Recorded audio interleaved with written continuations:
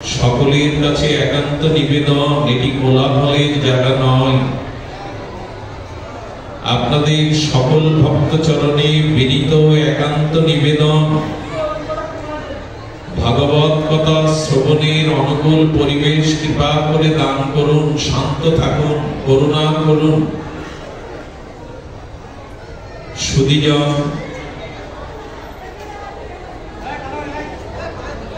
মহাপ্রভুর প্রিয় পরিকর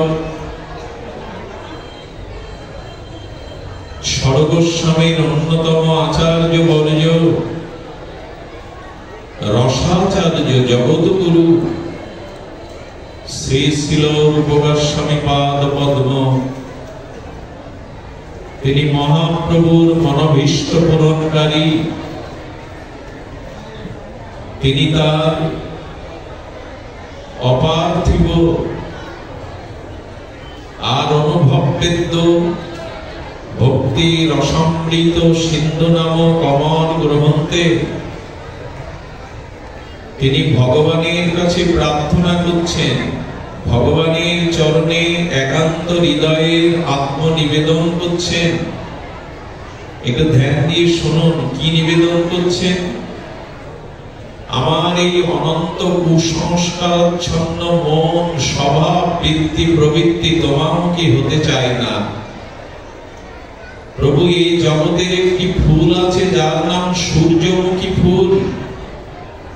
সেই সূর্যমুখী ফুলগুলো প্রকাশিত হয়ে ভাস্বর ভাস্বর সূর্যের দিকে তাকিয়ে থাকে। আমি তোমারই শত সনাতন অংশ, অথচ আমি সংসারের বহির্মুখে তাকিয়ে আছি, তোমার মানে তাকানো হয়নি। এই জন্য গোস্বামীপাদ প্রার্থনা করছেন, সমস্ত দুঃখ, সমস্ত ত্রিতাপ জ্বালা, জন্ম মৃত্যু অভিশাপের একটি কারণ ভগবানের দিকে বিমুখ হওয়া, ভগবান হতে বিমুখ হওয়া।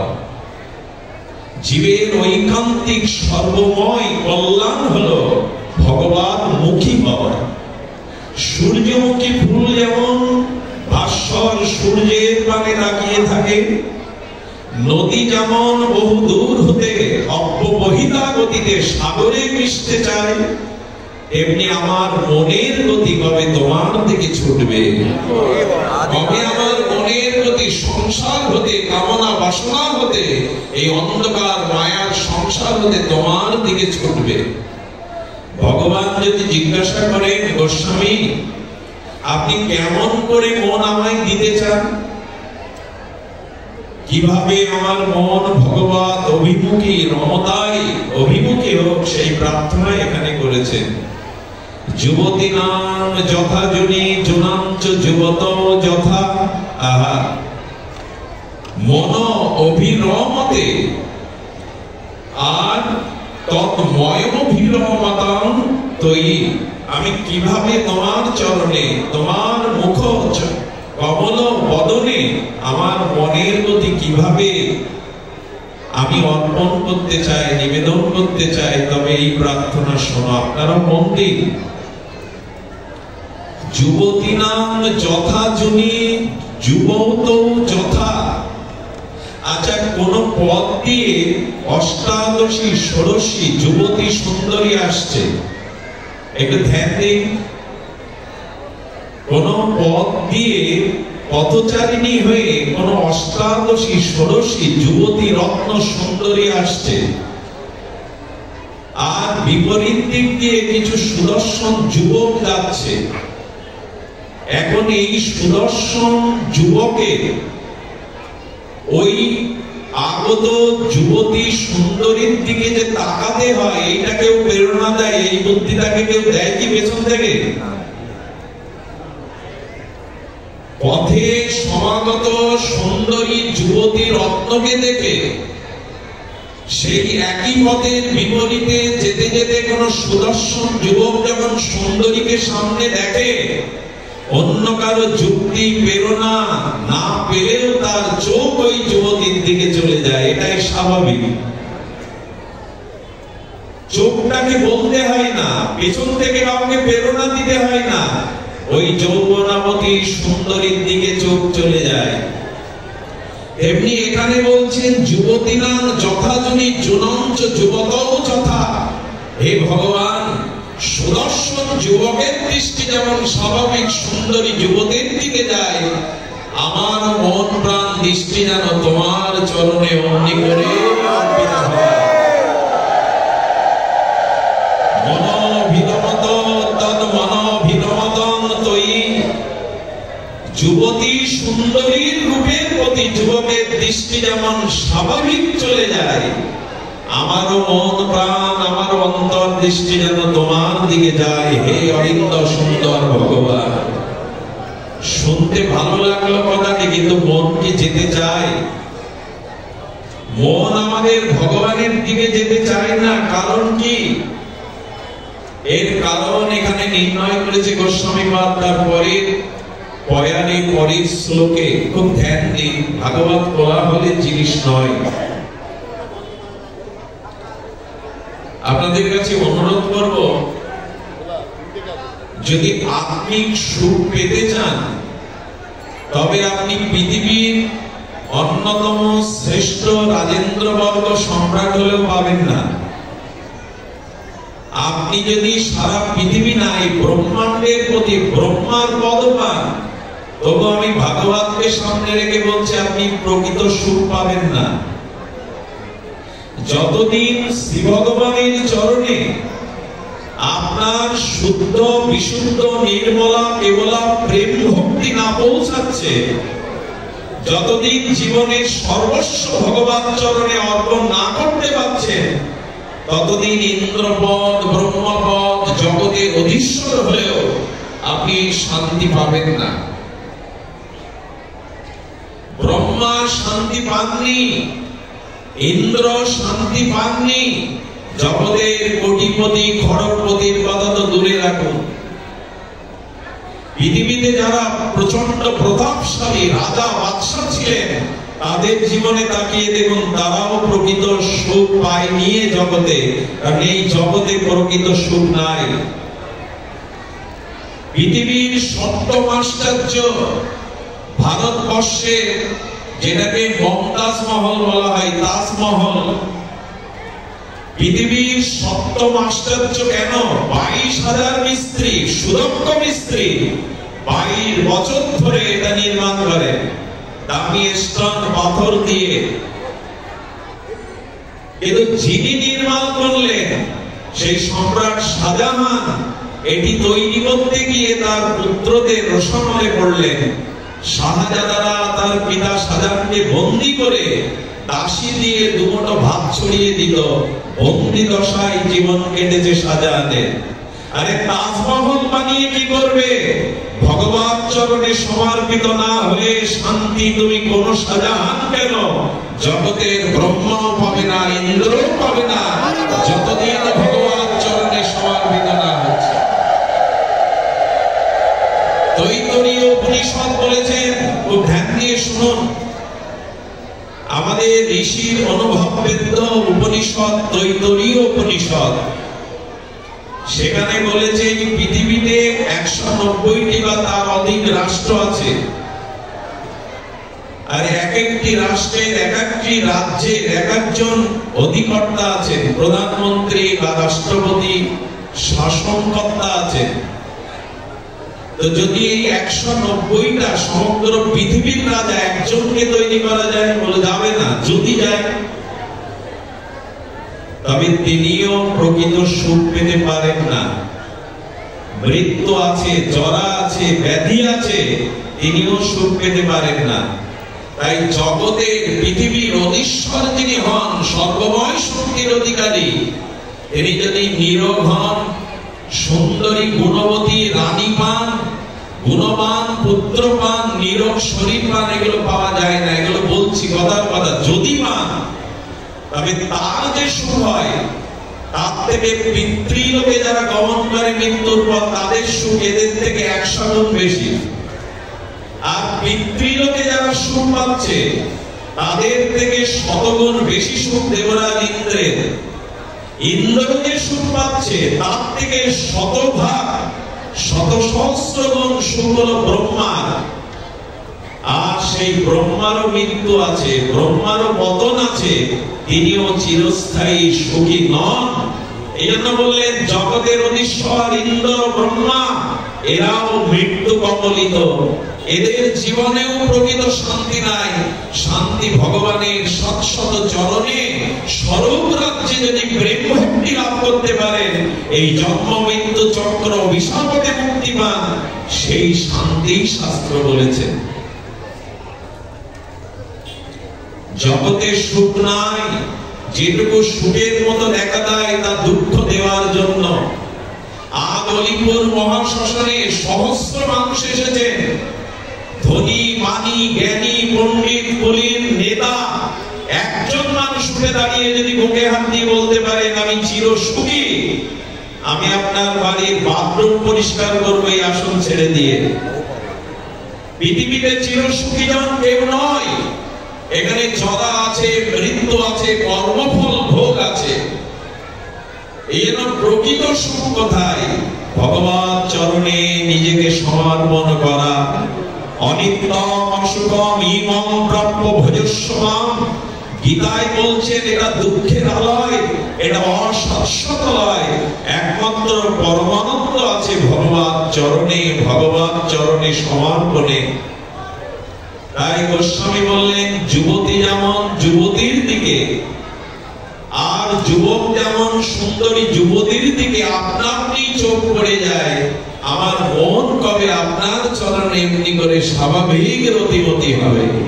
প্রভু আমাকে সেই কৃপা করুন, মন যেন আপনার চরণে যায়, কিন্তু যাবে না। কেন জানেন? সংস্কার চাই। আজকে যারা বহু দূর দূরান্ত থেকে পরিবারের বিনোদন বিশ্রাম এই সুখ ছেড়ে এই ভূমিতে এসেছেন, এই শ্মশান পিঠে এসেছেন, আপনাদের পুরনো সংস্কার ছিল না, হরিকথা শুনতে আপনারা আসতেন না। পুরনো কোন সংস্কার, শুভ সংস্কার আপনাদের এখানে অনুরাগে টেনে এনেছে। সকলে আসে না, আসতে পারে না। সংস্কার কেমন? সংস্কার না হলে আপনি এগোতে পারবেন না। সংস্কারটি কেমন শুনুন। এখন যদি কোনো মা তার সন্তানে জন্মদান করেন, অর্থাৎ ভূমিষ্ঠ হয় কোনো সন্তান, তবে ওই জন্মদাত্রী মা গর্ভ থেকে মাটির কোলে এলো এই শিশু সন্তান, একে বলে ভূমিষ্ঠ। সেই ভূমিষ্ঠ সন্তানটি মায়ের স্তন মুখে দেওয়ার সাথে সাথে দুধ টেনে খাচ্ছে। এই বিদ্যাটা, এই শিক্ষাটা ওকে কে দিল? মায়ের বুকের স্তন টেনে দুধ পান করতে হয় কেবল সদ্য ভূমিষ্ঠ হয়েছে, ওকে কেউ বাইরে থেকে এখনো শিক্ষা দীক্ষা দেয়নি। এই শিক্ষা কোথায় পেল? বলো অনেক জন্মে মায়ের স্তন টেনে খাবার সংস্কার নিয়েই জন্মেছে, ওটা বলে দিতে হয়নি, ওটা স্বাভাবিক। সংস্কার কেমন? মায়েরা উত্তপ্ত উনানের উপরে কড়াইতে দুধ জাল দেয়। এই দুধ জাল দিতে দিতে জলীয় বাষ্প হয়ে জলীয় অংশটা উড়ে যায়, দুধটা ঘন হতে থাকে, সার হতে থাকে, আর সার দুধের উপরে সর পড়ে। সরটা যুক্ত দুধ আরো তপ্ত কড়াইয়ে রেখে দিলে সরের উপরে একটা হাতে রেখার মতো দাগ পড়ে ছোট ছোট। আপনি পূর্ব জন্মে যেমন কর্ম করেছেন, যেমন স্বভাব ছিল, কর্ম ছিল, সেই জাতীয় সংস্কার নিয়ে আপনি জন্মেছেন। ওই সংস্কার আপনাকে বাধ্য করে সুপথে বা কুপথে নিয়ে যেতে। একটি বানর শাখা থেকে শাখায় লাফ দেয়, পড়ে না। একটা মানুষকে বলুন না এভাবে লাফ দিতে, ওটা আমাদের সংস্কার। আচ্ছা, একটা কুকুরের বাচ্চাকে জলে ছেড়ে দিন, সাঁতার না শিখিয়ে ছেড়ে দিন, ও সাঁতার কাটতে কাটতে ড্যাঙায় উঠতে পারবে। কিন্তু সর্বোন্নত মানুষের শিশুকে যদি সাঁতার না শিখিয়ে জলে দেন, ও ডুবে মরবে। কারণ ওই পুকুরের শাবকের সংস্কার আছে, বিনা প্রশিক্ষণে সাঁতরে উপরে ওঠার। মানুষকে শিখে তবে জলে নামতে হয়, নাহলে জলে ডুবে মরবে। আমাদের সংস্কার শুভ না হলে এ পথে আসতে পারি না। জোর করে বলে কেউ কাউকে ভগবতমুখী করা যায়, কামনা ছাড়ানো যায়? এই জন্মে যারা কিছুটা সৎসঙ্গ করছেন, হরিকথা শুনছেন, সৎ চিন্তা করছেন, আপনার দ্বারা জগতের ক্ষতি না হয়ে কোনো মঙ্গল হচ্ছে, আপনার হৃদয়টি কোমল, নির্মল, শ্রদ্ধাশীল, যাবেন আগামী জন্মে আপনি অনেক পথ এগিয়ে যেতে পারবেন। আজকে এখানে যদি কোলাহল করেন, হরিকথা শ্রবণ না করেন, তাহলে দুধের উপরে দাগ পড়বে না, সংস্কার পড়বে না। অনেক জন্ম এগুলি করেছেন, তাই আজকে এখানে ছুটে এসেছেন। সংস্কার না থাকলে কেউ এগিয়ে যেতে পারে না।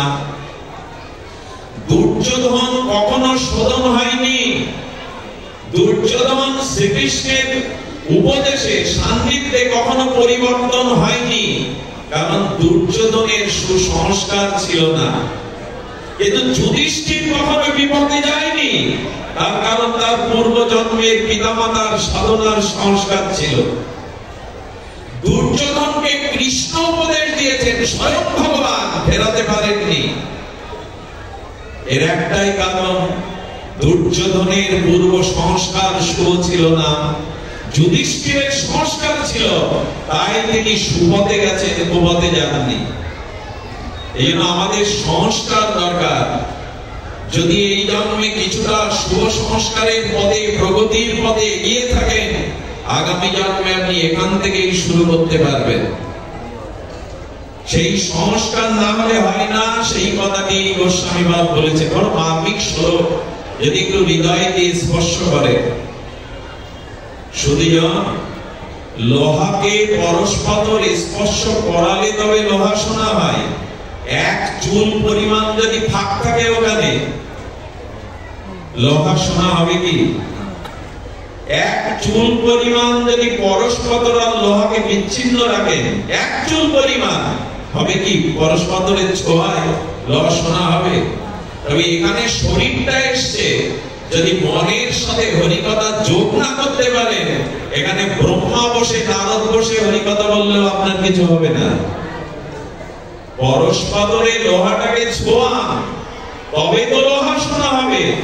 এসেছেন হরিকথা শুনতে, পাপড় ভাজা খাওয়ার এটা জায়গা না, বাদাম ভাজা খাওয়ার এটা জায়গা না, সাংসারিক কথা আলোচনা করার জায়গা এটা না। ওটা সারাদিন পড়ে রয়েছে, সারা জন্ম পড়ে রয়েছে। ভগবানের সম্মুখে সাধু সমাজে এসে অন্যদিকে মন দেওয়া উচিত নয়। সংস্কার শুভ করতে হবে, গায়ের জোরে বলে কয়ে কাউকে শোধন করানো যাবে না। সুধীজন এই জন্য বললেন, প্রাক্তন আধুনিক জাস্তি যস্য ভক্তি ভাবনা। গোস্বামী পাদের এক একটি শব্দ মুক্তার মতো, একটু হৃদয়ে স্পর্শ করান। এষ ভক্তি রসাস্বাদন দাস্য সৈক রীতি জায়তে। ওগো, যার প্রাক্তন এবং আধুনিক সংস্কার না আছে, তার সদ্ভাবনা, নির্মল চিত্তে ভগবত ভাবনার উদয় হতে পারে না।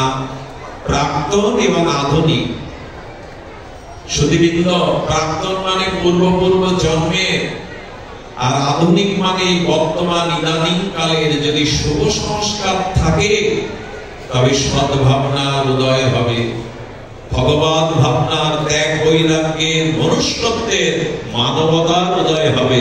নালে আমার পশুত্ব ঘুচবে না, আমার কাম কামনা, নির্দয়তা, কপটতা ঘুচবে না, যদি প্রাক্তন এবং আধুনিক সংস্কার আমি গ্রহণ না করি। লক্ষ্য করেছেন, আগেকার দিনে কুয়ো থেকে জল তুলত মায়েরা। আচ্ছা, কুয়ো বাঁধানো পাথর দিয়ে, কুয়োর মুখটা, মুখকপালটা পাথর দিয়ে বাঁধানো, আর বড় সুতা দিয়ে ওই জল তুলতে তুলতে ওই সুতার ঘর্ষণে পাথরটা দেখবেন ওখানে ক্ষয়ে যেত, যায় কিনা? মাটির কলসি রাখতে রাখতে পাথর ক্ষয়ে যায় 2-4 বছর। তেমনি যদি বর্তমানে এবং অতীতে সুসংস্কারের অনুশীলন করেন, সৎ কর্ম, সৎ চিন্তা, সৎ মনন, সাধু সঙ্গ, ভাগবত কথা শ্রবণ, হরিনাম সংকীর্তন এই সংস্কারকে বন্ধন করে। পাথর যেমন দড়ি লাগাতে, রশি লাগাতে ক্ষয়ে যায়, এমনি আমার অনন্ত জন্মের কুসংস্কার ক্ষয়ে যাবে যদি ভাগবত সুসংস্কারকে গ্রহণ করে, অনুশীলন করে না। এটি সম্ভব। এজন্য মনটাকে সুপথে আনার জন্য আমাদের উচিত সংস্কার গ্রহণ করা। সংস্কারেণ দ্বিজোচ্যতে, গোবিন্দ বললেন জন্মতে জায়তে শূদ্র সংস্কারেণ দ্বিজোচ্যতে। তুমি যেখানেই জন্ম নাও, তুমি যে কর্মই করো, একটু শুভ সংস্কারে এসো, তাহলে তুমি দ্বিজ শ্রেষ্ঠ হয়ে যাবে, ব্রাহ্মণের থেকেও শ্রেষ্ঠ হয়ে যাবে যদি সংস্কারে আসতে পারো। আসুন আমরা সেই সংস্কারটা কি করে হবে আমাদের, সেই শুভ সংস্কার বর্ণনা করছিলেন পরের শ্লোকে। বড় অদ্ভুত এই শ্লোকটি। আমি আশা করি কোলাহল না করে মন দিয়ে শুনবেন। ভক্তি নির্ধত দশনাম প্রসন্ন উজ্জ্বল চেতসাম। কি অপূর্ব, কি অপূর্ব মণিমুক্তার মতো অনুভব বেদ গোস্বামী গ্রন্থে এই এক একটি শব্দ। বলেন ভক্তি নির্ধত দোষনাম। আমাদের অনন্ত জন্মের পাপ, অনন্ত জন্মের অপরাধ, অনন্ত জন্মের কুসংস্কার, একে দোষ বলেছেন। এই দোষ নির্ধুত হয়ে যাবে, সমস্ত দোষ ধুয়ে যাবে। কিসের দ্বারা? ভক্তির দ্বারা, ভজনের দ্বারা। কি করে যাবে? আচ্ছা, কয়লার কালত্ব সাবান দিয়ে পরিষ্কার করা যাবে? কথা বলুন, যাবে? 100 বার গঙ্গা জলে বিধৌত করলে কয়লার কালত্ব যাবে? কিন্তু উপায় একটা আছে, জ্বলন্ত আগুনের মধ্যে কয়লাগুলোকে ফেলে দিন। ওই যে পূর্বকাল কর্মকাররা দাপটি অস্ত্র তৈরি করার জন্য কয়লা দিয়ে হাবড় টেনে টেনে জাল দিচ্ছে কয়লা, ওর মধ্যে দুটো কয়লা দিয়ে দিন। আগুনের মধ্যে কালো কয়লা তদাত্ম প্রাপ্ত হয়ে যখন ওর ভিতরে আগুন প্রবেশ করলো, কয়লার কালো কি আর দেখায়? কি দেখায়? খাঁটি 22 ক্যারেটের সোনা গলালে যে তপ্ত কাঞ্চন উজ্জ্বল বর্ণ হয়, কয়লার রংটা কাঁচা সোনা গলানোর মতো উজ্জ্বল হয়। বলি ওর কালো কোথায় গেল? ওর কালো রংটা কোথায় গেল? বলে ও ব্যাখ্যা আমরা বলতে পারবো না, ওটা আগুনের কাছে জিজ্ঞেস করুন। আগুনের এমন একটা ধর্ম আছে, আগুনের এমন একটা স্বভাব আছে, কয়লা তদাত্ম করলে আগুন ওর মধ্যে প্রবেশ করে ওর চিত্তকে কাঁচা সোনানো করে দেয়। অথচ সাবান দিয়ে, গঙ্গা জল দিয়ে কয়লার কালত্ব যাবে না। গোস্বামী বললেন অনন্ত অনন্ত জন্মের অপরাধ পাপ দোষ যদি থাকে, একবার ভক্তির আগুনে নিজেকে সঁপে দাও, ভজনে সঁপে দাও, আর তোমার দোষ থাকবে না, পবিত্র হয়ে যাবে তুমি। ভক্তি নির্ধত দোষ নাম। আচ্ছা দেখবেন, যে যেমন সঙ্গ করে তার মধ্যে তেমন রঙ দোষ পাবন ঢুকে যায়। মার্মিক কথা লিখে নিন হৃদয়ে। যদি কেউ আহারের বেশি খাওয়ার সঙ্গ করে, আহারে তার বুদ্ধি কমে যাবে। যে বেশি খায়, অতি ভোজন করে, তার বুদ্ধি কমে পড়ে যায়। এর প্রমাণ ভীম আর অর্জুন। অর্জুনের বুদ্ধি ভীমের থেকে অনেক বেশি। এর কারণ অর্জুন আহার সংযত ছিলেন, ভীম ওইটা পারতেন না, যা পেতেন। আপনি যদি আহারের সঙ্গ বেশি বেশি করেন, আপনার বুদ্ধি কমবে। লিখে নিন, এটা দার্শনিকরা বলেছে, ঋষিরা। আচ্ছা, আপনি যদি পর স্ত্রীর সাথে বারবার কথা বলেন, সে মোবাইলে হোক, সাক্ষাতে হোক, যদি ধীরে ধীরে তার সাথে আলাপ করেন, পরিচয় করেন, বারবার কথা বলতে থাকেন, আপনার ভিতরে কাম বা কামনার উদয় হবেই। পর স্ত্রীর সঙ্গে আলাপ করলে, ওঠা বসা করলে আপনার ভিতরে কাম বা কামনা জন্মাবেই। এক একটি জিনিসের সংস্পর্শে এক একটি জিনিস বেড়ে যায়। আচ্ছা, যদি কেউ রাগ বাড়াতে চান, কি করতে হবে? কার সঙ্গে করতে হবে? আপনি যদি বলেন আমি কথায় কথায় রাখতে চাই, রাগ বাড়াতে চাই, তা মূর্খ ব্যক্তির সঙ্গে করুন। আপনি যত মূর্খ ব্যক্তির সঙ্গ করবেন আপনার ক্রোধ তত ভেতরে বেড়ে যাবে। আচ্ছা, যদি আপনি শুদ্ধ সাধুর সঙ্গ করেন, বিশুদ্ধ নির্মল চিত্ত চরিত্রবান সাধু, তবে আপনার ভিতরে বিবেক বিচার জেগে উঠবে, বিবেক সৎ হয়ে যাবে, বিচার সৎ হয়ে যাবে। যে যার সঙ্গ করে তার মধ্যে এমন রূপে, যদি কেউ হরিনামের সঙ্গ করে, কিছু জানতে হবে না, যদি হরিনামের সঙ্গ করে তো আপনার অনন্ত জন্মের পাপ ক্ষয় হবে। তো ধ্যান দিন কথাটি, নাম সংকীর্তনম যস্য সর্ব পাপ প্রণশনম বিনাশনম।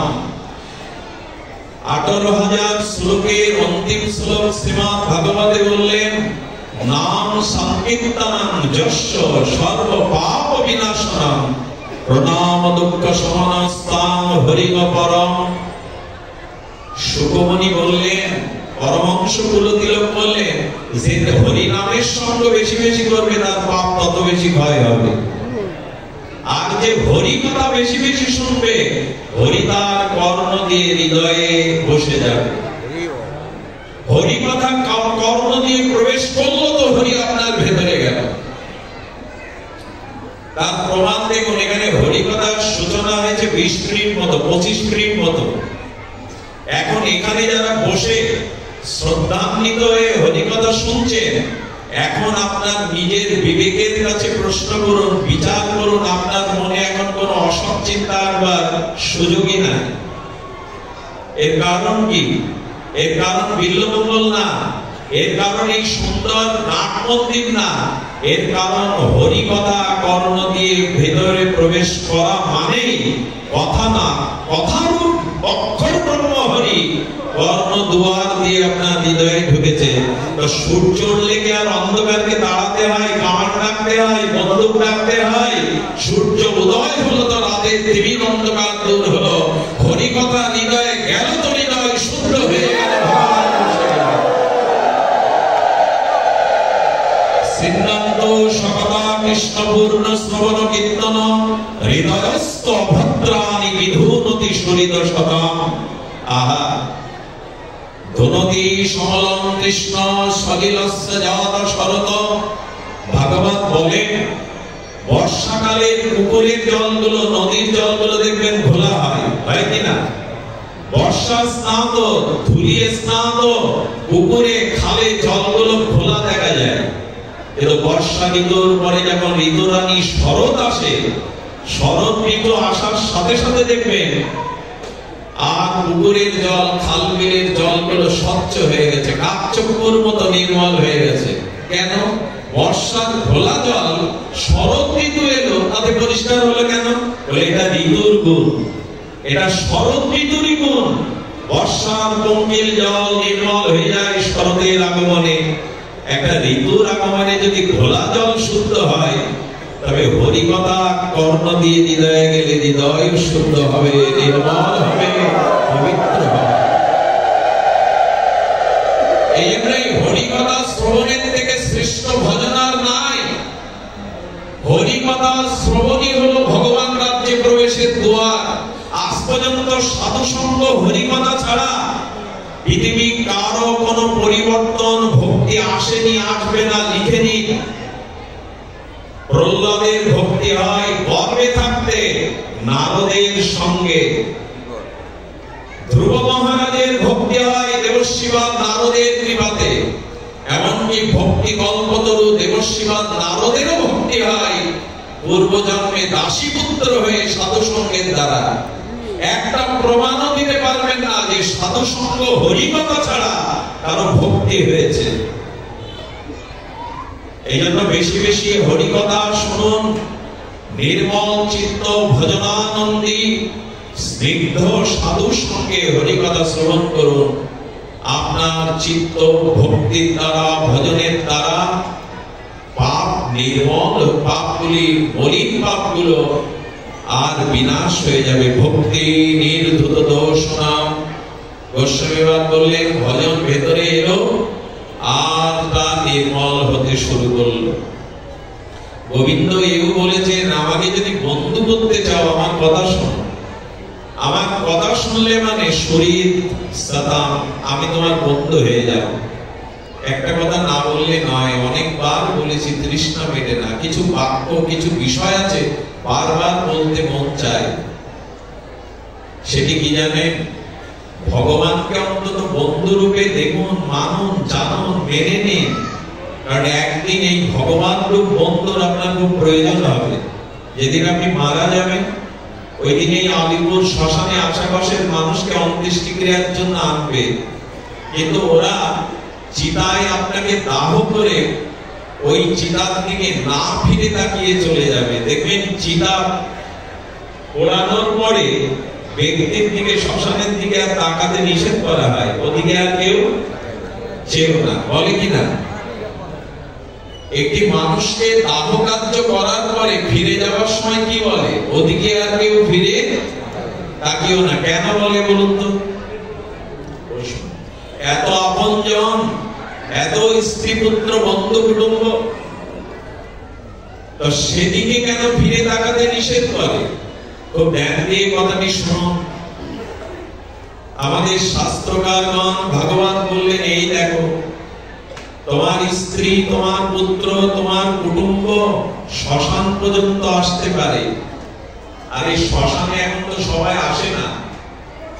সুধীজন ধ্যান দিন, আমার পিতামাতা মারা গেল, আমাকে পাড়ায় লোক ডাকতে যেতে হয়। আমার বাবা বিয়োগ হয়েছে, আপনারা শ্মশান যাত্রায় চলুন, লোক ডেকেও পাওয়া যায় না। আমি একটা জিনিস বলি, তিনটে জায়গায় যাকে পাশে পাবেন, জানবেন এই জগতে সব থেকে শরীর বন্ধু তিনি। বন্ধু চেনার এই তিনটে জায়গা এটা জেনে নিন। আপনাকে কে কত ভালোবাসে, কার প্রতি, আপনার প্রতি কার কত হৃদয়ের আর্দ্রতা আছে, বন্ধুত্ব আছে, এটি বোঝার তিনটি জায়গা।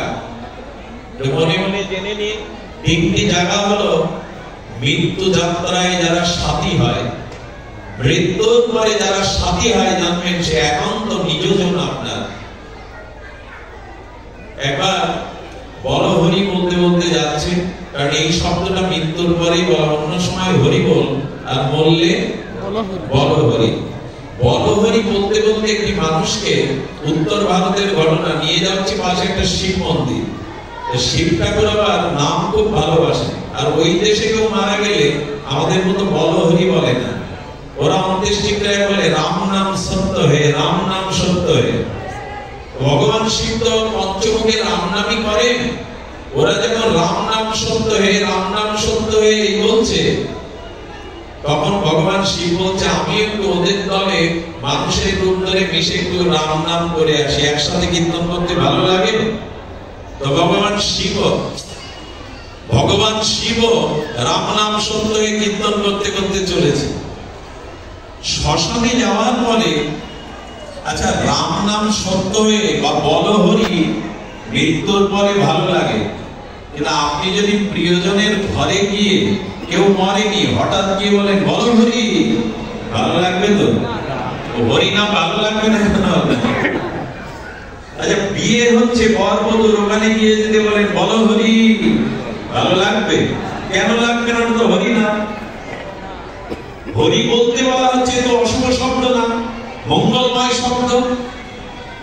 আচ্ছা, রাম নাম সত্য হয়ে এই সময় বিয়ে বাড়িতে ভালো লাগবে না, দোকানে গিয়ে বললে ভালো লাগবে না। আমাদের আচার্যরা কি বলছে জানেন? ভগবানের নাম ওই শ্মশান যাত্রায় একটু ভালো লাগে, অন্য সময় তোমার ভালো লাগে না, রুচি হয় না, এই জন্য ওই নাম ওই সময় শুনতে তোমার ইচ্ছা করে না। আচ্ছা, শিব ঠাকুর গেলেন শ্মশানে, চিতায় জ্বালাবার সাথে সাথে থেকে অর্ধেক লোক নাই। এখন দেখবেন শ্মশানে এরকম ঘটে অনেক জায়গায়, অর্ধেক লোক চলে যায়। তো যারা চলে যাচ্ছে, ভগবান শিব মনুষ্য রূপে গেছে, বলো ভাই তুমি ওনার কি হও? বলে আমার ছোটবেলার বন্ধু। বলে চলে যাচ্ছ কেন শেষ না করে? মানুষটাকে তো এখনো পড়ানো শেষ হয়নি, অন্ত্যেষ্টিক্রিয়া সম্পন্ন হয়নি। বলে মরবি মর, একটু রাতে মর, দিনের বেলায় এত বড় দোকান, এতগুলো কর্মচারী, দাড়ি ঠেকাতে আসতে হয়েছে, দোকান দেখবে কে? শিব ঠাকুর বলছে, এই দেখ তোকে কি ভালোবাসে তোর বন্ধু, এই দেখ। চোখে আঙুল দিয়ে শিব ঠাকুর বলছে, শিব ঠাকুর চিতার ছাই মেরেছিলেন ওই দিন এই ঘটনার পরে। উনি যে ছাই ভস্ম মেখেছেন, এত কিছু থাকতে, এত প্রসাদনী থাকতে ছাই মেখেছেন কেন?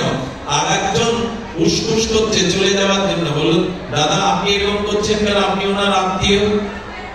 আজ বিদ্যুৎ বিলের শেষ ডেট, কাল যদি বিদ্যুৎ বিল জমা দিতে ফাইন দিতে হবে, এই জন্য ব্যস্ত হয়ে গেছে। শুধুবৃন্দ, আমাদের দুর্দশা এই, আমাদের দুর্দশা এই, সবাই যখন চলে যাচ্ছে, শিব ঠাকুর দেখছে, বলছে চিতার দিকে আর কেউ তাকিয়েও না, ফিরে চলো। থাক, কোলাহল হতে পারে, আপনারাই শুনুন, ধ্যান দিন, ওরা থাক। অবশ্য যখন এরকম পরিস্থিতি হয়, তখন ঠাকুর রামকৃষ্ণের একটা কথা মনে পড়ে, পরমহংস দেবের।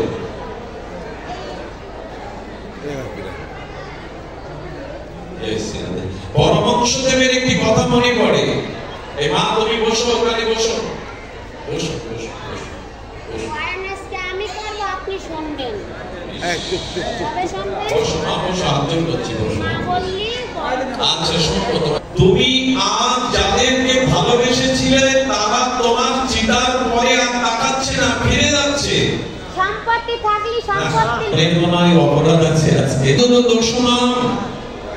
যখন সবাই ফিরিয়ে দিল, তখন শিব ঠাকুর বললেন, ওই দেখ, মৃত্যুর ওপারে তোকে এগিয়ে নেওয়ার জন্য কেউ তাকাচ্ছে না, তবে মৃত্যুর ওপারে একজন অপেক্ষা করে আছে, আর তিনি হলেন দীনবন্ধু ভগবান। তিনি ওই পারে দাঁড়িয়ে আছেন। আয় ঘরের ছেলে, ঘরে আয়, আমি তো প্রকৃত বন্ধু। মৃত্যুর অন্ধকার ওপারে এগিয়ে নেওয়ার কোন বন্ধু নাই, সবাই মুখ ফিরিয়ে নেবে। ভগবান বলবেন, আয় ঘরের ছেলে, ঘরে আয়, আমি অপেক্ষা করছি তোর জন্য। এই দীনবন্ধুকে স্মরণ করুন, এই দীনবন্ধুকে একটু মনে করুন, তাকে হৃদয়ে স্থান দিন। এই জন্য দীনবন্ধু ভগবানের শেষের দিনে উনি আপনাকে হাত ধরে অন্ধকারের পথ থেকে আলোর পথে নিয়ে যাবেন। ভক্তি নির্দূত দর্শনম। তবে এই ভক্তি প্রবেশ করবে কি করে আপনার মধ্যে? এদিকে ধ্যান দিন, এদিকে ধ্যান দিন, হতেই পারে এটা। আমি রামকৃষ্ণদেবের একটা কথা মনে করি, যখন এগুলো ঘটে। রামকৃষ্ণদেব বলছেন দক্ষিণেশ্বরে গোলমাল, বলেন যেখানে গোলমাল এক কাজ করে, মালটা নিয়ে গোলটা রেখে দে, সার কিছু নিয়ে অসার যেগুলো ওগুলো ছেড়ে দে। গোলমাল তো জগতে থাকবে, এটা গোলমালেরই জায়গা, এখানে আমরা কেউ শান্ত নই। তো বলছেন মালটা নিয়ে নে, গোলটা রেখে দে। আচ্ছা, চিনি আর বালি একসাথে মেশালে পিঁপড়ে কি নেয়? বালি নেয় কি? আমরা তাই নেই না।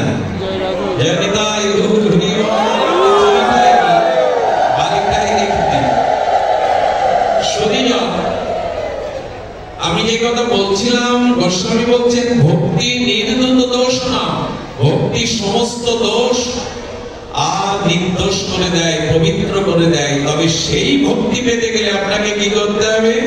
হৃদয় উজ্জ্বল করতে গেলে, প্রফুল্ল করতে গেলে আপনাকে কি করতে হবে? শ্রী ভগবত রত্ননাম। গোস্বামী বললেন শুদ্ধ ভাগবতের সঙ্গ নিতে হবে। এই যে অমল পুরাণ, সর্ববেদান্ত সব নির্মল ভাগবত, এই ভাগবতের সংস্পর্শে যখনই আসবেন, বললেন শ্রীমদ ভাগবত রত্ননাম, তখন আপনার হৃদয়ে অনুরাগ জাগিয়ে দেবে। এই ভাগবত আপনার হৃদয়ে অনুরাগ জাগিয়ে দেবে। কেমন করে জানেন? শুনুন, একটি বিস্ময়কর ঘটনা ঘটে গিয়েছিল কর্ণাটক শহরে। আমাদের দক্ষিণ ভারতের কর্ণাটক হলো ভক্তির উৎসভূমি। এইখানে শ্রীমন্দিরে একজন সেবক ভাগবত পাঠ করে ভগবানকে নিত্য শোনাতেন। শ্রোতা আসুক আর না আসুক, ভগবানকেই শ্রোতা করে ভাগবত শোনাতেন। এনার নাম ছিল চৈতন্য কড়ারু। ওদের দেশের নামগুলো এরকম, কিন্তু নাম ছিল চৈতন্য কড়ারু। উনি কি করেছেন? মাঝে মাঝে ভাগবত পাঠ করতে ভক্তের আহ্বানে চলে যেতেন। তো এক জায়গায় ভাগবত পাঠ করছেন এক মন্দিরে, 7 দিন পাঠ। তো আজকের পাঠের বিষয়বস্তু হলো রুক্মিণীর সাথে আর ভগবান শ্রীকৃষ্ণের হাস্য পরিহাস আলাপ। একদিন বসে আছে আমাদের অখণ্ড পরতত্ত্ব ভগবান শ্রীকৃষ্ণ দ্বারকাধীশ মহারাজ, পাশে বসে আছে রুক্মিণী দেবী। এই স্ত্রীর সাথে একটু উপহাস মাঝে মাঝে করতে হয়, সবসময় কড়া কথা বলতে হবে এমন নয়, রসালাপ করতে হয়। ভগবান কৃষ্ণ সংসারীদের শিক্ষা দিচ্ছেন, স্ত্রীর সামনে সবসময় কড়া মেজাজ নিয়ে থাকো না, হালকা হতে চেষ্টা করো, তাকে আনন্দ দিতে চেষ্টা করো বাক্যে রসে। তো শ্রীকৃষ্ণ তখন বলছে, দেখো রুক্মিণী, তুমি রাজকন্যা, এই জগতের অন্যতম সেরা সুন্দরী, তোমার বরমালা নেওয়ার জন্য রাজেন্দ্র বর্গ উপস্থিত ছিল, শিশুপাল এদের মতো আর রাজেন্দ্র বর্গ। কোথায় আমি রাখাল, আমি বৃন্দাবনের বনে গরু চড়িয়েছি, নদী চুরি করেছি, আমার হাতে বাঁশি, আর এরকম রাজেন্দ্র বর্গকে নিকৃতি মহারাজকে ছেড়ে তুমি আমার গলায় মালা দেওয়া তোমার বড় ভুল হয়ে গেল। কৃষ্ণ এইভাবে একটু রসালাপ করছে। রুক্মিণী দেবী এই কথা শুনেই একবার দোয়ার মুষ্টিত হয়ে গেছে। আর এই মুষ্টিত অবস্থা দেখে ভক্তগণ হাসছে। এখন বলা রসে তো সবার মুখে হরিকথা রসময় হয় না, আমার মতো মাতৃসজীবের মুখে হরিকথা আনন্দ হয় না। যারা রসজ্ঞ, অনুভববেদ্য, রসিকজন, তাদের আনন্দ হয়। উনি কি করেছেন, যখনই এভাবে রস করে আসে সব হেসে হেসে উঠছে, আনন্দ পাচ্ছে। উনি পরের দিন ভাগবত খুলে দেখেন যত পৃষ্ঠা উল্টায় ওই প্রসঙ্গে, আর কোনো কিছু পাচ্ছেন না। আচ্ছা, তা কি হতে পারে? পৃষ্ঠা উল্টালে তো অন্য প্রসঙ্গ আসবে, কিন্তু যে পৃষ্ঠা উল্টাচ্ছেন সেখানে এই রুক্মিণী কৃষ্ণ এই লীলা। 3 দিন ধরে উনি বুঝে পাচ্ছেন না। একদিন রাত জেগে মন্দিরে বসে বসে ভাবছে, ভাগবত যেখানেই বলছি সেখানে রুক্মিণী কৃষ্ণ লীলা কেন? হঠাৎ শুনতে পেলেন মন্দিরের গভীর থেকে দুটো মধুর কণ্ঠ। কি অদ্ভুত ঘটনা দেখুন, বিচিত্র ঘটনা। এই দুজন কে জানেন? ভগবান শিব এবং মা পার্বতী। পার্বতী বলছে, শঙ্কর, হে ভগবান, ওই ভাগবত ওই রসজ্ঞ ব্যক্তি মন্দিরে পাঠ করে, আর আমি আপনি তো অলক্ষ্যে ওটা শুনি। তো ওনার এই রুক্মিণী লীলাতে এত আনন্দ হয়, ভক্তরা এত আনন্দ পায়, আমি আনন্দ পাই, আপনি আমাকে ওই লীলাটা আপনার মুখে শোনান তো একবার। ও গানে শুনছে বাইরে বসে বসে মন্দিরের ভিতরে। পার্বতী আর শঙ্করের মাত্র 300 বছর আগের ঘটনা, এই কলিযুগে। ভগবান বলেন, শঙ্কর এই লীলা শোনেন, মা পার্বতী ভাগবত শুনে আনন্দ পান। শিব ঠাকুর যখন লীলাটি বললেন, পার্বতী বললেন, আনন্দ পেয়েছি, তবে ওর মতো আনন্দ আপনি দিতে পারেননি। বলল, এই জন্য আমি ওর মুখে শোনার জন্য ওর যেখানে পৃষ্ঠা উল্টাচ্ছে আমি ওই লীলাই সামনে আনছি, এই জন্য লীলা খুঁজে পাচ্ছেন অন্য লীলা। এই কথা শুনেই উনি প্রেমানন্দে কেঁদে ফেললেন। শঙ্কর এসছে এই লীলা শুনতে, মাতা পার্বতী। দেখুন, এইখানে পরিবেশটা তো নির্মল কেন জানেন? যেখানে ভাগবত কথা হয় ওখানে অলক্ষ্যে অনেক ঋষিমুনির আত্মা নেমে আসে হরিকথা শোনার জন্য। স্বয়ং রাধারানীকে নিয়ে গোবিন্দ এসে দাঁড়িয়ে থাকে। আরো শুনবেন, এ আমার বানানো কাল্পিক কোনো কথা নয়। ভাগবত বলছে, যেখানে হরিকথা হয় সবার পেছনে কোনো না কোনো মানুষের রূপে হনুমান পাঠ শোনেন হাত জোড় করে, স্বয়ং বজরঙ্গবলী পাঠ শোনেন। এই জন্য হরি বাসরের মধ্যে যারা প্রবেশ করে, এখানে নারী পুরুষ একসাথে থাকলেও কারো মনে কোনো কাম বা বিঘাত থাকে না। এখানে অলক্ষ্যে অনেক পবিত্র আত্মা নেমে আসে। শুধুজন, এখানে চা দিতে পারছি না, আপনাদের তৃষ্ণার জল দিতে পারছি না, আহারের খাদ্য দিতে পারছি না, এই গরমের মধ্যে নীরবে বসে আছেন 1-2 ঘন্টা। এর থেকে কষ্টের কিছু আছে? যে একজন বকবক করবে আর একজন নীরবে শুনবে, এর থেকে কঠিন কাজ জগতে নাই। তবু আনন্দ পাচ্ছেন। এই জন্য যেখানে ভাগবত সেখানেই ভগবান, যেখানে হরি কথা সেখানেই হরি। এই বাতাসটাই পবিত্র হয়ে যায় ভাগবতের কৃপায়। আর ওই ব্যক্তি 7 দিন পাঠ করে জঙ্গল দিয়ে চলে যাচ্ছেন। ভক্তদের একটা সোনার আংটি ছিল ওনার হাতে। এক ডাকাত এসে কি করেছে, যখন সোনার আংটিটা ওনার কাছ থেকে ছিনিয়ে নিল, ভক্তরা যা কিছু উপচার দিয়েছে, প্রণামী দিয়েছে, ছিনিয়ে নিল, সব দিয়ে দিচ্ছে, কিন্তু ভাগবতটাকে বুকে জড়িয়ে ধরেছে। ওইটাই ওনার সম্পদ। তো যখন ভাগবতটা জড়িয়ে ধরেছে, মনে করেছে এর মধ্যেই নামে কিছু আছে, ওই দস্যু তখন জোর করে ছাড়িয়ে নিতে যাচ্ছে আর বলছে আমি দেব না, এটা নিও না, এটা আমার প্রাণ, এটা আমার অস্তিত্ব, এটা আমি দেব না। কিন্তু দস্যুর সাথে কি পেরে ওঠে? যেই ভাগবত ছিনিয়ে নিতে যাবে, ঘোড়ায় চড়ে একজন তেজদীপ্ত যুবক এলো, কি তার জ্যোতি! এসেই তিনি কি করলেন? ওর কাছ থেকে আংটিটাই কেড়ে নিলেন, ওর কাছ থেকে সমস্ত প্রণামী কেড়ে নিয়ে, ভাগবতটা কেড়ে নিয়ে তাকে ভাগিয়ে দিলেন। তার তেজদীপ্ত আর রজু শক্তিতে পালিয়ে গেলেন। এই যুবরাজকে দেখে বলেন, আপনি জঙ্গল দিয়ে পার হওয়ার জন্য আমি ঘোড়ায় করে পৌঁছে দিচ্ছি। পৌঁছে দিয়ে অদৃশ্য হয়ে গেল যুবক। মন্দিরে গিয়ে কি দেখলো জানেন? ওনার যে আংটিটা ওই দস্যুরাতে ছিনিয়ে নিয়েছিল, ওটা গোবিন্দেরই হাতে শোভা পাচ্ছে, ওটা গোবিন্দেরই হাতে শোভা পাচ্ছে। বলছে, প্রভু ভাগবত তোমার এত প্রিয়, তুমি ভাগবত রক্ষার জন্য এই রূপ এসে রক্ষা করলে।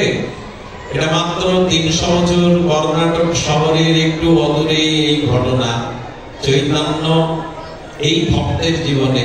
এই জন্য বলেন, শ্রী ভগবত ভক্ত রক্তনম। যদি ভক্তি পেতে চান, শুদ্ধ সংস্কার চান, যা হৃদয়ে শুদ্ধ ভক্তি রক্তিক হয়ে আছে, অনুরাগপূর্ণ আছে, সেই ভক্তের সঙ্গ করুন। দেখুন, আমি আপনাদের বারবার একটা কথা বলবার প্রচেষ্টা পাই, ভগবান আপনাকে ভক্তি দেবে না, দিতে পারে না, ভক্ত সঙ্গই আপনাকে ভক্তি দেবে, ভক্ত মহৎ আপনাকে ভক্তি দেবে, ভগবান নয়। ভগবান আজ পর্যন্ত কাউকে ভক্তি দেয়নি।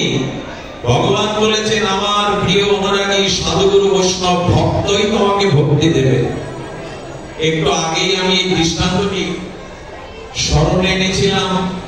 পদ্ম ফুল ফুটে আছে সরোবরে, আর পদ্মের মধু বড় অমৃতময়। আচ্ছা, আপনি পদ্ম ফুলের কাছে হাত জোড় করে প্রার্থনা করে অনুনয় করে মধু পাবেন? কথা বলুন, মধু পাওয়া যাবে? যদি বলেন চাইলে পাওয়া যাবে না, ওদের নিগড়াতে পাবো, পাপড়িগুলো ফুলগুলো নিগড়া, এক বিন্দু মধু আপনি আবিষ্কার করতে পারবেন না।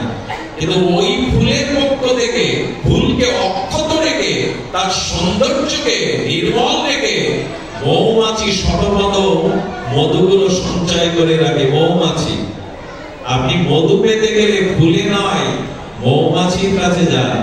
এই ভগবান বললেন, ভক্তি আমার, কিন্তু আমি আজ পর্যন্ত কাউকে ভক্তি দেয়নি। ভক্তি সাধুগুরু বৈষ্ণবদের কাছে যাও, ওদের কাছেই ভক্তি রাখা আছে, ওদের কাছে যাও। এই জন্য সাধু সঙ্গের এত মহিমা। শ্রী ভাগবত ভক্ত রক্তনাম। তবে এখানে একটি শর্ত আছে, সকল সাধুর সঙ্গে ভক্তি হবে না। যার হৃদয় শুদ্ধ নির্মল অনুরাগ আছে, সেই ভক্তের সঙ্গ করলেই কেবল এই অনুরাগ সঞ্চারিত হবে। রসিকানন্দ সঙ্গে ভক্ত কেমন হবে? রসিক। ভক্ত কেমন হবে? রসিক জন। রসিক মানে রস আছে, রসিকেন্দ্র মৌলি, রসিক শেখর, সচ্চিদানন্দ ত্রিভঙ্গ বরারী, শ্যাম সুন্দর মদন মোহন গোবিন্দের নিকটে। গোবিন্দেই রসব্রহ্ম, গোবিন্দেই রসস্বরূপ। সচ্চিদানন্দ ভগবানের কাছে আছে রস, ওই রসে যিনি ডুবেছেন ইনি রসিক। অর্থাৎ ভগবান প্রেমে যিনি ডুবেছেন উনি রসিক। এরকম রসিক ভক্তের সঙ্গ করলে সংক্রামিত ব্যাধির মতো আপনার মধ্যেও ভক্তি আসবে। সুধীগণ, এই জন্য নিবেদন করছি, রসিকার সঙ্গ সঙ্গী নাম, রসিক ভক্তের সঙ্গ করুন, রসিক ভক্তের সান্নিধ্যে যান, আর শ্রীমুখে হরিকথা শ্রবণ করুন, তবে আমাদের জীবনে এই শুদ্ধ ভক্তি আসবে, এছাড়া সম্ভব নয়। আমি এতক্ষণ ধরে যেটা বলতে চেয়েছি সেটি হলো এই ভক্তির জীবনে তখনই আসবে যখন আপনার জীবনে এই সরলতা, এই বিশ্বাস, রসিক সঙ্গ সঙ্গে আপনার অনুরাগ জন্মাবে। যেহেতু আজ অধিবাস, বেশি সময় নেওয়ার অধিকার নেই, আমার পরম হৃদয় শ্রী জয়দেব দাদাজি আড্ড বলেছিলেন, দাদা 1.5 ঘন্টা বলবেন, আমি সময় নেব না, কারণ অধিবাস পর্ব আছে। তো দাদা একটু সময় নেওয়ার জন্য বলেছেন আমরা দুটি লীলা একটু শ্রবণ করব। এই অনুরাগপূর্ণ ভক্তের সঙ্গ ছাড়া যে কিছু হবার নয়, সেটি আমরা এখন একটু মন দিয়ে শ্রবণ করব।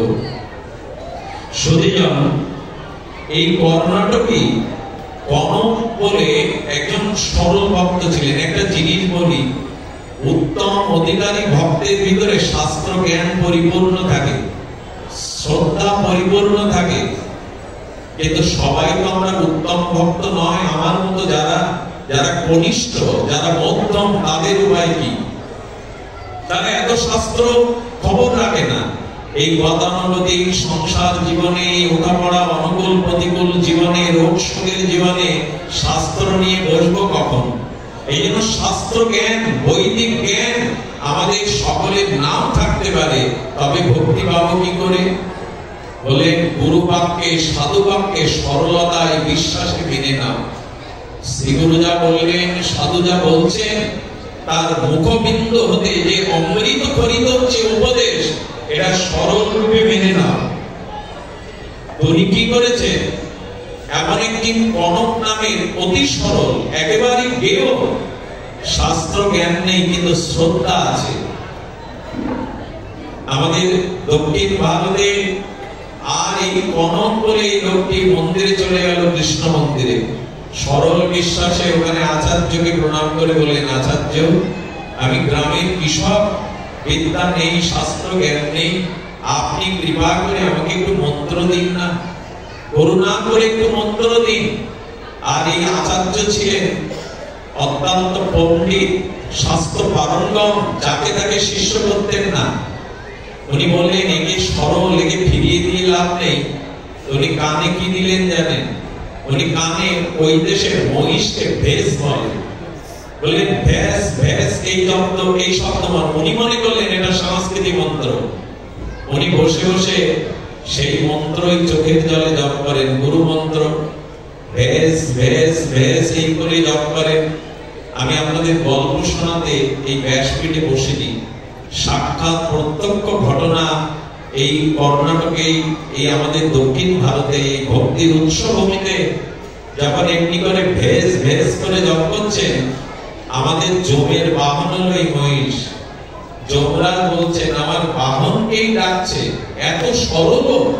গুরুদেবের এই কথাটা বিশ্বাস করে নিয়ে চোখের জলে ডাকছে। যম মহারাজ সামনে উপস্থিত, দেখ রে, আমার বাহনকে এত ভক্তি সহকারে গুরুর আদেশকে আর সরল অটুট বিশ্বাসে নিষ্কপট হৃদয়ে তুই জপ করছিস, আমি তোকে পথ দেখাতে এসেছি, বর চেয়ে নে। বলেন, আজ আপনাকে পেয়েছি তো গুরুদেবের কৃপায়, আমার কিছু প্রয়োজন নেই। যদি গুরুদেবের কিছু প্রয়োজন থাকে আপনি চলুন, আপনি ওনার ইচ্ছা পূর্ণ করবেন, ওনার জন্যই তো আমি কৃপা পেয়েছি। আশ্রমে যাওয়ার পরে যম মহারাজ দর্শন দিলেন। যম দাদাস মহাজনের অন্যতম, তাকে দেখা সম্ভব নয় সকলে। গুরুদেব লুটিয়ে পড়ে বললেন, আপনি প্রভু, আপনি এসেছেন আমার দুয়ারে? বলল, তোমার শিষ্যের এই মন্ত্র এত শ্রদ্ধা, চোখের জলে জপ করে, তাই ওকে কৃপা করতে এলাম। বর তো নিতে চায় না, বলছে আমার গুরুদেব যা বর নেবে তাই দিন। গুরুদেব তখন বললেন, ছদ্মবেশে এলো না তো, এরকম নকল মন্ত্রে যমরাজ মহাদেবকে পাওয়া যায়, একটু পরীক্ষা করি না। আপনি এই যে পাথরটা, এটা বিশাল আকৃতির স্তম্ভ, সেটি 200-500 জনের সরানো সম্ভব নয় যন্ত্রের দ্বারা। আপনি একটু পার করে ওই পারে এটা স্থাপন করে দিন তো, এই মহানদীর ওই পারে। মহানদীর ওই পারে একটা হাত দিয়ে ঠেলে দিলেন, ওই পারে স্থাপন হলো। জানলেন ইনি প্রকৃতই যমরাজ। তো উনি তখন বললেন, তোর এত শ্রদ্ধা, আমি তোর কানে তো কিছুই দেয়নি। বলেন, গুরুদেব, আপনার কৃপাতেই তো আমি পেলাম, আর আপনার করুণা হলো, এবার আপনি বলুন আমি কি করব। এই কনক দাস উনি কি করলেন? বলেন, যাও ও মন্দিরে গিয়ে ওখানে ভজন কর। এইবার তার কানে মূল মন্ত্র দিয়ে দিলেন। দেখলেন এই শ্রদ্ধা আছে। আমি কি বলবো, উদয়ন মন্দিরে, কৃষ্ণ মন্দিরে স্থাপিত দক্ষিণ ভারতে উনি যাওয়ার পরে পরিচয় দিল, তোমার মতো নিচ জাতিকে এই মন্দিরে প্রবেশের অধিকার কর্তৃপক্ষের নাই। বসে বসে কাঁদলেন, বিট্টল তোমার কাছেও বিচার, তোমার কাছেও জাতপাতের বিচার, তবে তোমাকে না দেখে আমি যাব না। সারাদিন না খেয়ে না দিয়ে পরের দিন পর্যন্ত ভগবানকে স্মরণ করছে। এ যেন হৃদয়ে বলল যে না, তোর দর্শন হবেই। হৃদয়ের প্রেরণা পেয়ে পেছন দিকে চলে গেল। আচ্ছা, পেছন দিকে তো ভগবানের পিঠ দেখা যাবে, তা বড় দেয়াল, দেয়ালে মাথা ঢুকে কাঁদছে, হে প্রিয় পরম, হে প্রাণারাম, কৃপা করে তোমার দর্শনে এসেছে, দর্শন দাও। এই প্রার্থনার সাথে সাথে পুরো ড্যামটাই ফেটে গেল, একটা দরজার মতো ফেটে গিয়ে ভগবান এই দিকে ফিরে দাঁড়ালেন ওকে দর্শন দেওয়ার জন্য। ভগবান এই দিকে ফিরে দাঁড়ালেন ওকে দর্শন দেওয়ার জন্য। আজ কর্ণাটকের এই মন্দিরটা পেছন দিয়ে ভগবানকে দেখতে হয়, সামনে দিয়ে কারো প্রবেশ অধিকার নেই। পেছন দিয়ে ঢুকে তবে সামনে এসে ভগবানকে দেখতে হবে। সেই জানলাটা ফেটে যাওয়া জায়গাটা আজও সাক্ষী স্বরূপ রাখা আছে। শুদ্ধ ভক্তের কৃপা, শুদ্ধ মহতের কৃপা, শুদ্ধ গুরু কৃপা, এটি পেলেই জানবেন জীবনের ভগবান ভক্তির পথ রচনা হলো। কৃপা চাই, এই রাজ্যটা করুণার, কৃপা। এই জন্য রসিক সঙ্গের, মহত ভক্ত সঙ্গে করুন, সৎগুরু সৎ সাধু সঙ্গের দ্বারাই এই অনুরাগ, এই ভক্তি আমাদের জীবনে জন্মাবে। সুধীবৃন্দ, আপনারা জানেন যে শুদ্ধা ভক্তিতে সরলতাই প্রধান। মনে পড়ে আপনাদের কতগুলো বারবার স্মরণে আসে। ভক্ত চরিত্র বড় নির্মল। সুরদাস একদিন ভাগবত পাঠ করতে করতে পাঠের শেষে অন্ধত, ওকে এগিয়ে দেওয়ার আর কেউ নাই। পাঠ শেষে সবাই প্রসাদ নিতে ব্যস্ত। সুরদাস অন্ধের যষ্টি লাঠিটা নিয়ে চলছে। সুরদাস পূর্ব জন্মে ছিল উদ্ধব মহারাজ। তো উনি লাঠি নিয়ে গোবিন্দের ভজন করতে করতে যাচ্ছে। গোবিন্দ চেয়েছে, দেখছে আমার এই ভক্ত সুরদাস সামনে 4 পা গেলেই বড় একটা কুয়ো আছে, ওখানে হিংস্র সাপটাও আছে, সাপাত। উনি মনে করছেন যেতে তো কুয়াই পড়বে। 2-4 রাত আগে এসে গোবিন্দ বালকের রূপ ধরে ওনার লাঠিটা ধরেছে। আরে গোসাই, আরে তুমি তো 2 পা বাড়ালেই কুয়োর মধ্যে পড়তে, সাথে কেউ নাই, চলো আমি এগিয়ে দিচ্ছি। লাঠিটার এই অংশ ধরেছে, আর লাঠিটার আর একটা অংশ সুরদাসের হাতে। ওনার কণ্ঠ শুনে আর অঙ্গ বন্ধ থেকে সুরদাস মনে করেছে তবে কি সে এলো, যার প্রতীক্ষায় সারা জীবন আছি, ব্রতে পড়ে আছি, সে কি এলো। আচ্ছা, ভগবানকে ধরবার জন্য তার শ্রীঅঙ্গের দিব্য গন্ধ, তার মধুর কণ্ঠস্বর শুনে একটু বুদ্ধি করতে গেল। বললো, দেখো খোকা, কে তুমি? আচ্ছা, যদি বলে আমি কৃষ্ণ, ধরা পড়ে যাবে। ভগবান মিথ্যা বলবে? বলেন, আমি গোকুলের এক রাখাল। আরে গো চড়াচ্ছিলাম, তুমি অন্ধ, যাচ্ছ, বই পড়ে যাবে, তাই লাঠি ধরলাম। বলে, ঠিক করেছো, আমাকে ধরেছো। এক কাজ করো, আমার অনুভবে আসছে আকাশে মেঘ করেছে, এখন ঝড় বৃষ্টি উঠতে পারে, তুমি লাঠি না আমার হাতটা ধরো তো, যাতে দ্রুত হাত ধরে পৌঁছে দিতে পারো। যেই হাত ধরতে গেছে, গোবিন্দ হাত ছেড়ে দিয়ে দূরে বাড়িয়ে বললেন, খুব বুদ্ধি তোমার না, আমাকে ধরবে? আচ্ছা, আমি জিতেছি, আমি জিতেছি বলে ভগবান হাততালি দিচ্ছেন। আজ তুমি হেরেছো, আমি জিতে গেছি। আহা, সুরদাস বললেন, শোনো ভগবান, শোনো প্রাণের প্রাণারাম, আজকে আমি জিতেছি, তুমি হেরেছো। গোবিন্দ বললেন, না, আমি তো ফাঁকি দিয়ে তোমাকে দূরে সরে এলাম, আমি তো জিতেছি, তুমি ধরতে পারলেন না। সুরদাস বললেন, তুমি জেতনি, কারণ চিরকাল তুমি হারো ভক্তের কাছে। আজ আমি জিতেছি, কেন জানো? আমি একে তো বৃদ্ধ, আমি একে তো জন্মান্ধ। আমার হাত, আমার লাঠি ছেড়ে তুমি চলে যেতে পারো, এটা জিত না, এটা জয়ী হওয়া বলে না। আমি জিতেছি কেন জানো? এই দেখো, আমার হৃদয়ের দিকে দেখো, আমার হৃদয় হতে তুমি এক চুল সরে যেতে পারোনি। যদি হৃদয় থেকে চলে যেতে, তবে ভাবতাম তুমি জিতে গেছো, তোমার শক্তি আছে। আমার হৃদয় থেকে তুমি যেতে পারো। ভগবানের চোখে জল এলো। ভগবান অত্যন্ত, তার হৃদয়, ভগবানের হৃদয় অত্যন্ত কোমল। জল এলো, তাই তাই তো লাঠি ধরলে, হাত ধরলে আমি ছাড়িয়ে নিতে পারি, আমি সর্বশক্তিমান, কিন্তু ওর হৃদয় থেকে তো আমি যেতে পারিনি। বলে প্রভু জেনে রাখো, যেদিন আমার হৃদয় থেকে চলে যাবে ওই দিন তুমি জিতবে। আমার হৃদয় থেকে যাওয়ার ক্ষমতা তোমার নাই, এক চুল এক পাও যেতে পারবে না, যেন আমি জিতেছি। ভগবানের চোখে জল, আর ভগবানের চোখে জল থেকে রাধারানী বললেন, নিশ্চয়ই কোন ভক্ত তোমাকে কাঁদিয়েছে, সেই ভক্তকে আমাকে দেখা। রাধারানীকে বললেন, আমি তোমায় দেব না, কারণ তুমি যেখানে যাও তুমি করুণা করে বসো, তুমি তাকে বিচার না করে কৃপা করো। সবাই এই জন্য তোমাকে করুণাময়ী বলে, কৃপাময়ী বলে।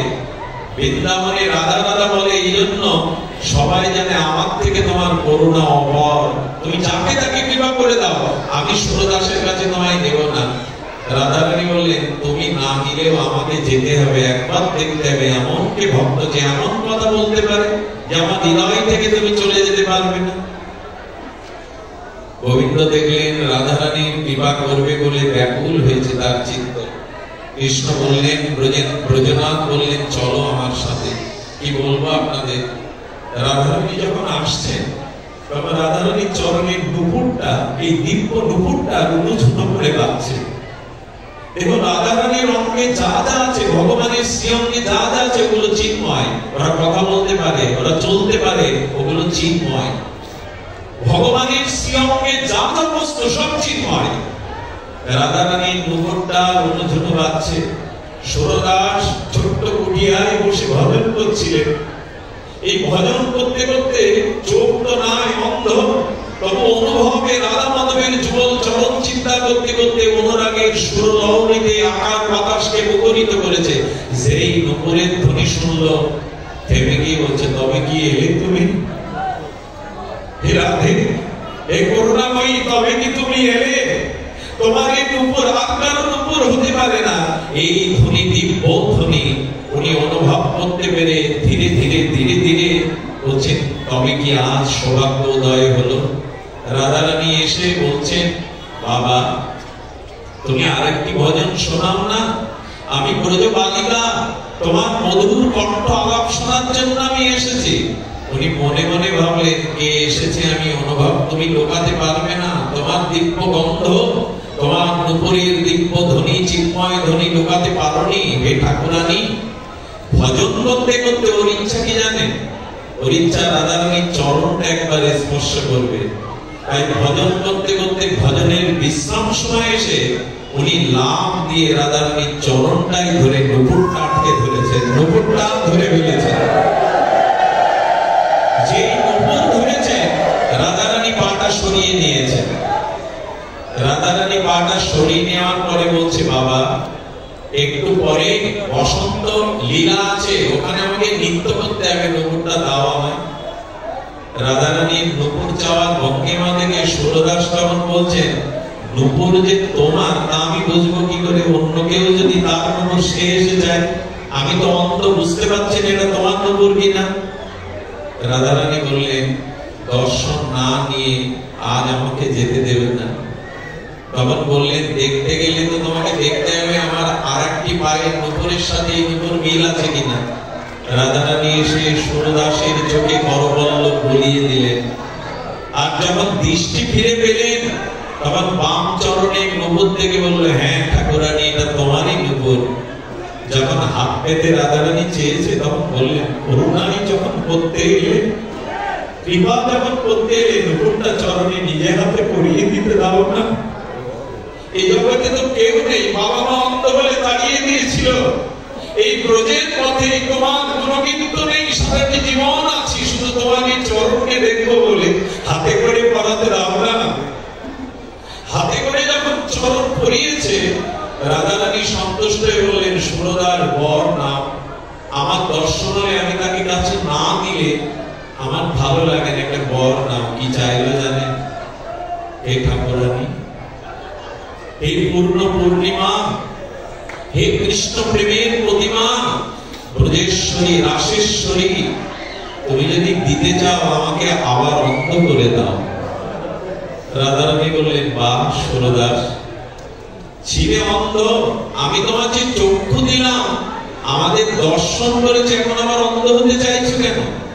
যে কথা বলেছিল ভগবান রাত্রি, বড় মরমী কথা। হে রাধারানী, তবে শোনো, আমি নয়নের প্রথম দৃষ্টিতে তোমাদের যুগল দেখেছি, এই নয়নের মাঝখানে হৃদয়ে ওই রূপটাই, ওই যুগলটাই দেখে দেব। অন্ধ হতে চাইছি এই কারণে, ওই রূপ ছাড়া জগতে অন্য কোন রূপ যেন আমার নয়নে আর না দেখে, আর কোন রূপ যেন এই নয়নে না ধরে।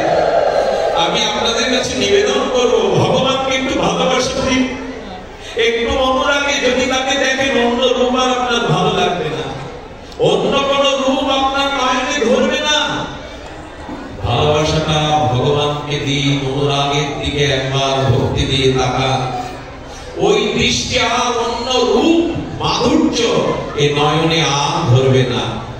এই জন্য বললেন যে ভগবান অনুরাগী ভক্তের সঙ্গ করলে এই ভাবগুলো আপনাদের ভেতরে সংক্রামিত হবে। রোগ জীবাণু যেমন সংক্রামিত হয়, সোয়াচে রোগ যেমন সংক্রামিত হয়, এমনি করে সংক্রামিত হবে।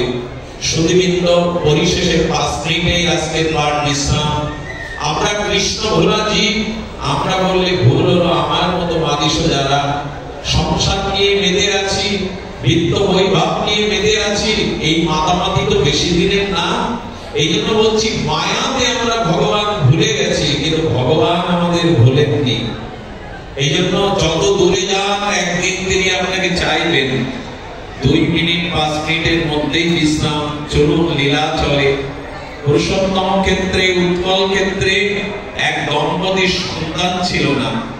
আমি অনেকেই বলে, বাবা আমাদের কোনো সন্তান নাই, মা ডাক শুনতে পারেনি। গোবিন্দ বললেন, ওই শূন্য জায়গাটা তোমাকে দিয়েছি কেন জানো? যাতে ওই শূন্য জায়গায় তুমি আমাকে বসাও, আমাকে গোপাল বলে মেনে নাও না, আমাকে পুত্র বলে মেনে নাও না।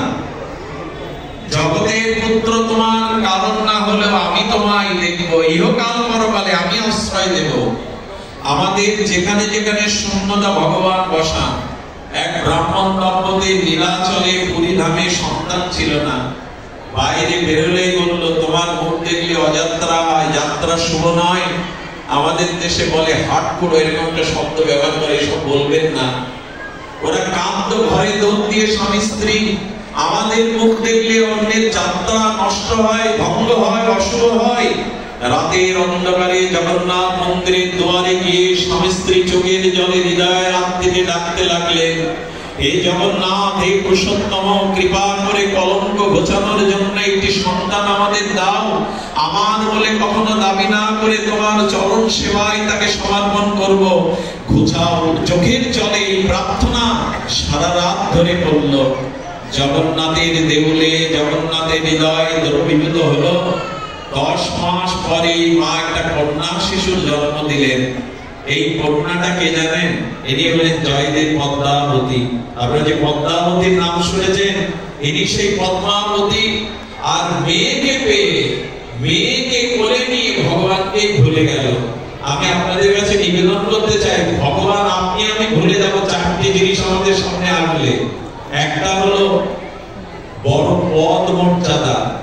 বড় পদে গেলে যদি ভগবত ভক্তি, ভগবত সঙ্গ না থাকে, ওই পদ মর্যাদায় তাকে ব্যস্ত করে রাখে সংসারে, ভগবানের সময় আসে পায় না। দ্বিতীয় হলো অধিক অর্থ যার হয়, অথচ যদি সে দাতা না হয়, দিক না হয়, সব কাজে অর্থ ব্যয় না করে, তবে এই অর্থ তাকে ভগবানকে ভুলিয়ে দেয়। দ্বিতীয় ভুলিয়ে দেয় স্ত্রী পুত্রের প্রতি প্রবল আসক্তি এলে সে ভগবানকে ঘরের মধ্যে, ওরা না হলে চলবে না, ওদের মুখ না দেখলে চলবে না, এই প্রবল আসক্তি ভগবানকে ভুলিয়ে দেয়। আর ভুলিয়ে দেয় বলেছেন নারী। এখানে নারী মানে মায়েরা না, মেয়েরা না। এখানে নারী শব্দের অর্থ কাম। যার ভিতরে কাম এসেছে ওখানে রাম আসবে না। এই রাতের আকাশে সূর্য উদয় হবে না। যেখানে কাম ওখানে রাম নেই, আর যেখানে রাম সেখানে কাম নেই। এই জন্য ভগবানকে ভুলে যাওয়ার এই জিনিসগুলো যেন আমরা আগলে বসে না থাকি, এর মধ্যে থেকে সঙ্গ করি, অনুরাগ দিয়ে ভজন করি। কন্যার বয়স 16 বছর।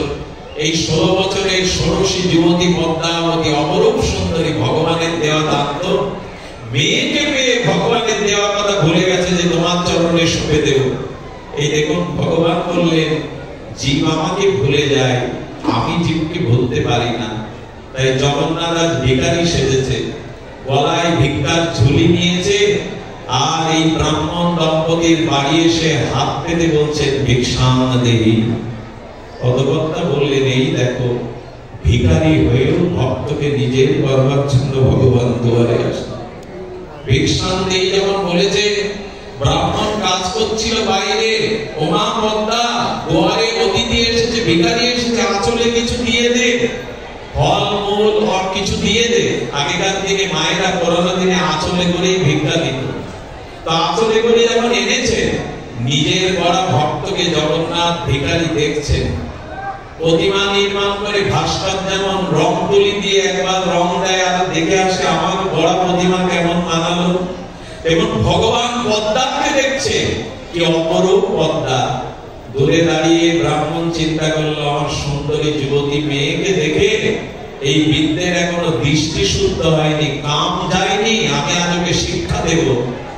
ভগবান তোমাকে জানাতে এসেছেন, তোমাকে শিক্ষা দিতে এসেছেন, বলে যেও না। দৌড়ে এসে বললেন তুমি উপযুক্ত নও, ভিক্ষা পাওয়ার উপযুক্ত নও তুমি। গলা ধাক্কা দিয়ে ঠেলে ফেলে দিলেন, বেরিয়ে যাও।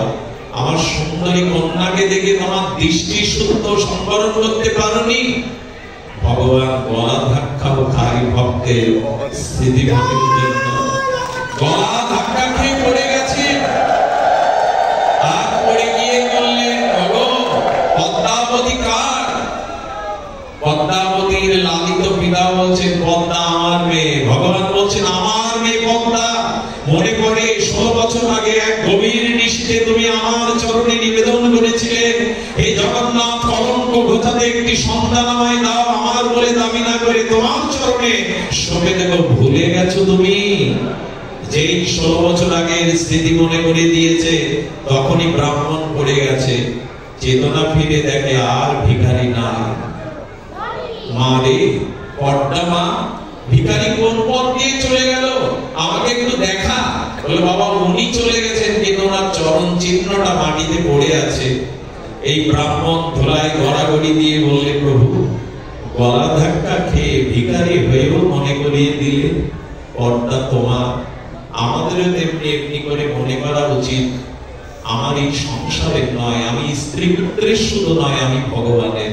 আসুন আমরা ভগবানের চরণে নিজেকে সমর্পণ করি। সুসংস্কার দিয়ে শুরু করেছিলাম এই সংস্কার। আমি অত্যন্ত আপ্লুত হয়েছি, বিমোহিত হয়েছি।